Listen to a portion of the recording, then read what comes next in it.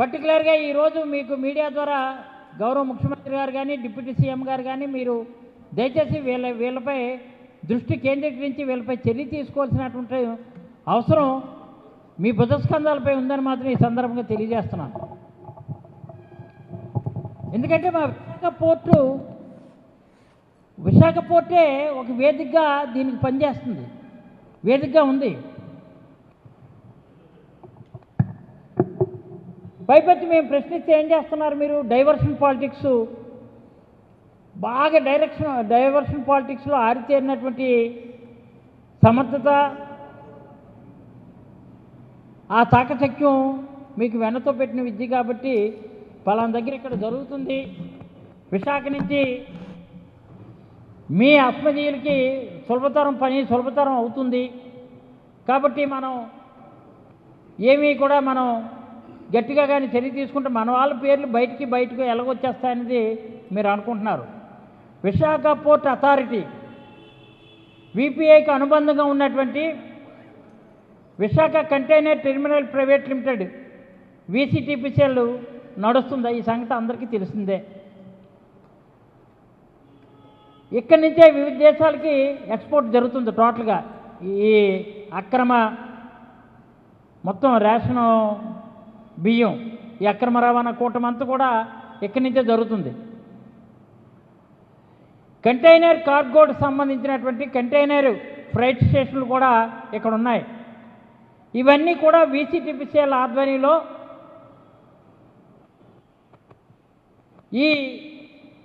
ఈ సిఎఫ్ఎస్లు నడుస్తున్నాయి. దీని పక్కనే 3 సిఎఫ్ఎస్లు పనిచేస్తున్నాయి. ఇతర దేశాలకు పంపిస్తున్నటువంటి ఈ కార్గోని కస్టమ్స్ హౌస్ బ్రోకర్ సంస్థలన్నీ అనుమతులు తీసుకొని అక్కడ ఈ కస్టమ్స్ నుంచి క్లియరెన్స్ వచ్చిన తర్వాత సిపిఎస్లు తీసుకొస్తాయి. అవన్నీ కూడా సిపిఎస్లు తీసుకొచ్చిన తర్వాత ఎక్కడైతే వేర్ హౌసింగ్స్ ఉంటాయో ఆ గొడౌన్లో ఈ బియ్యాన్ని అంతని కూడా అక్కడ నిల్వ చేస్తుంటారు. ఈ కంటైనర్ టెర్మినల్ ఆధ్వర్యంలో ఇవన్నీ కూడా మళ్ళీ లోడ్ చేసి బయట పంపిస్తారు. దీనికి అకస్మాత్తుగా మన సివిల్ సప్లై మినిస్టర్ వచ్చి విజిట్ చేశారు. విజిట్ చేసిన వాళ్ళు తొలుత ఈ కంటైనర్ ఫ్రైట్ స్టేషన్లు ఏవైతే ఉన్నాయో ఆ పక్కన ఉన్నటువంటి గేట్వే సిఎఫ్ఎస్ని అడవడిగా తనిఖీ చేసి, అది ప్రైవేట్ సంస్థ, ఎక్కడో ఛత్తీస్గఢ్ నుంచి వచ్చినటువంటి బియ్యం అక్కడ ఉంటే అక్కడి నుంచి వచ్చినటువంటి బియ్యాన్ని అది సీజ్ చేసినట్టు చేశారు. మిగిలినటువంటి పక్కనే ఈ సిఎఫ్ఎస్ సంస్థలు మిగిలిన ఎందుకు నువ్వు విజిట్ చేయలేదు, నీకు ఎక్కడి నుంచి ఫోన్ వచ్చింది, ఆ సంబంధించిన వ్యక్తులు మీకు ఎంత బంధువులా, మీ సమాజ వర్గం సంబంధించిన వ్యక్తులే కదా. మీరేం చేశారు? అక్కడున్న బియ్యాన్ని పీడిఎస్ అని నిర్ధారించి వాటిని సీజ్ చేయాలని ఆదేశించారు. చేసి ఏం చేశారు? ఒక తహసీల్దార్ని, ఒక డిప్యూటీ తహసీల్దార్ని, ఒక విఆర్ఓని నిఘాగా ఒక కమిటీ ఏర్పాటు చేశారు. ఈ పీడిఎస్ అని తెలిసినా సీజ్ చేయకుండా మీరేం చేశారంటే ఇక్కడికి వస్తున్న ప్రతి కార్గోని క్షుణ్ణంగా పరిశీలించి ఎగుమతికి అనుమతిస్తుంది. యాక్చువల్గా ఈ పీడిఎస్ బియ్యం ఉంటే ఖచ్చితంగా సీజ్ చేసి ప్రభుత్వాన్ని నివేదిక ఇవ్వాలి. అలా కాకుండా అది కొన్ని ఈ కార్గో బ్రోకర్ సంస్థలతో ఏం చేశారంటే కుమ్మక్కైపోయి అవి సీజ్ చేయకుండా పక్కన ఉన్నటువంటి ఫ్రైట్ స్టేషన్ ఈ ఫ్రైట్ స్టేషన్లు ఏవైతే ఉన్నాయో దానికి పంపించేస్తున్నారు. పంపించి అవి అక్రమంగా కంటైనర్ల ద్వారా వేరే దగ్గర సునాయాసంగా ఇతర దేశాలకి వెళ్ళిపోవడానికి అవకాశం ఉండేటట్టు మీరే ఏర్పాటు చేస్తున్నారు. అందుకని నేను చెప్తున్నాను, ప్రభుత్వంలో ఉన్నటువంటి పెద్దలే దీనికి కవచంలాగా రక్షణ కల్పించి ఈ అక్రమ రేషన్ బియ్యాన్ని తరలించి ఏర్పాటు చేస్తున్నారని. అందుకని ఈ సందర్భంగా నేను అయితే ఒక మాట అయితే చెప్పగలను, ఆ పేరు మీరు చెప్పకపోతే ఆ పేర్లు కూడా బయటకు వస్తుంది. ఎందుకంటే మీ సామాజిక వర్గం చెందినటువంటి నేతే దీని కీలకమైన పాత్ర పోషిస్తూ ఆయన ద్వారా బ్రహ్మాండంగా ఆయన ఇప్పుడు మోనోపోల్ అనమాట, ఇప్పుడు కాదు ఇంచుమించు 10 సంవత్సరాలు 30 సంవత్సరాల నుంచి అదే వ్యాపారం చేస్తున్నారు. ఆయన ద్వారా ఇది కంటైనర్స్ ద్వారా అక్రమంగా జరిగిపోతుంది ఆయన నేతృత్వంలో.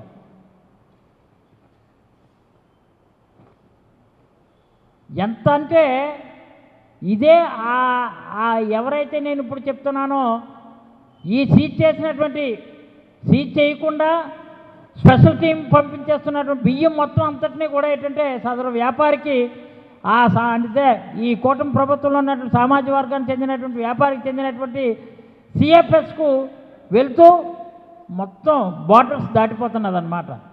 ఈ మధ్య పుష్ప 2 సినిమా చూసాం, అందులో అలాగే బార్డర్ దాటిపోయాక మన దగ్గర ఎటువంటి ఆర్డర్ ఉండదు, వెనక్కి వచ్చేయడమే. అంత దందాలా జరుగుతున్నటువంటి కార్యక్రమాలన్నీ కూడా ఇక్కడ కనిపిస్తున్నాయి.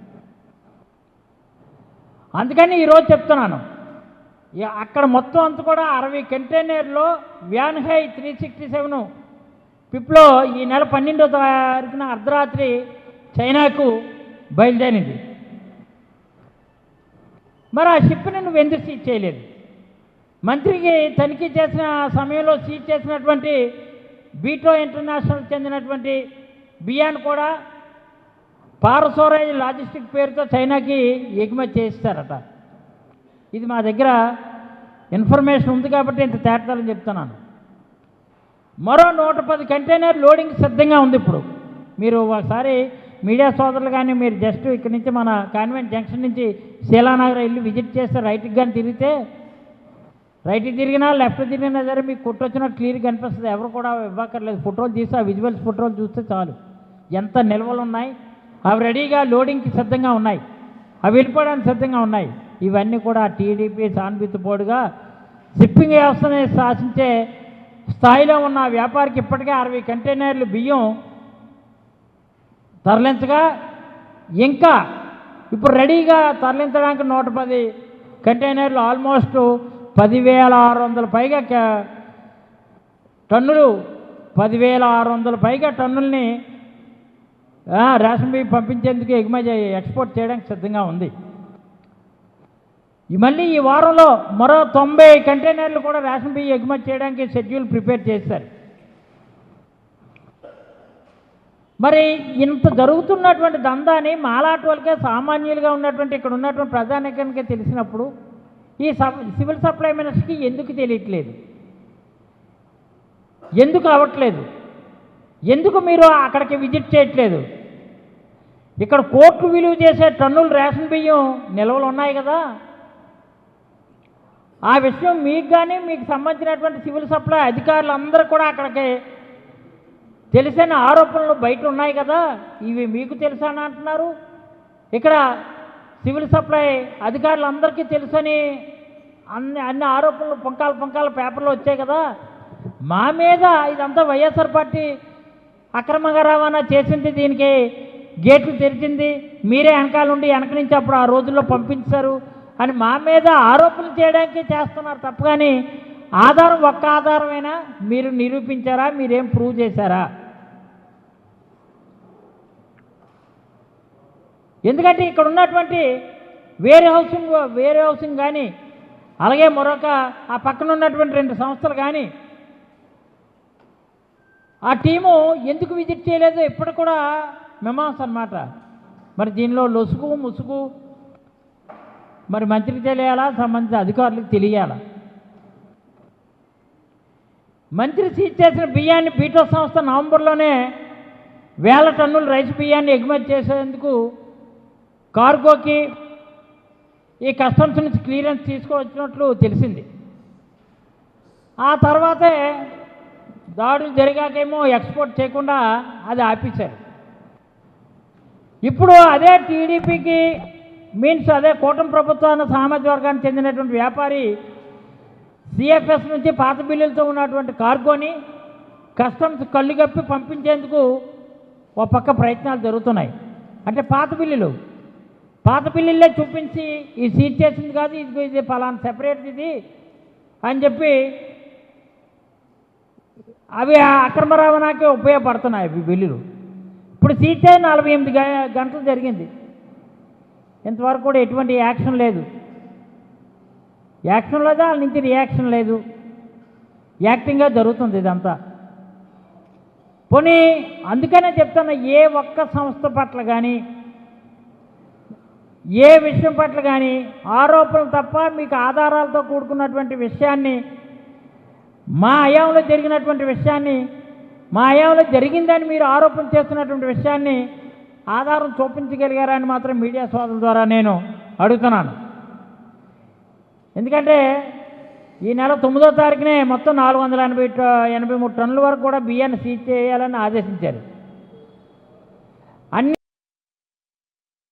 డాక్యుమెంట్లు కానీ బిల్లులు కానీ 48 అవర్స్లో పంపించాలి, 48 అవర్స్లో నాకు మొత్తం ఎవిడెన్స్తో చెప్పాలని డైరెక్షన్ ఇచ్చారు మీరు.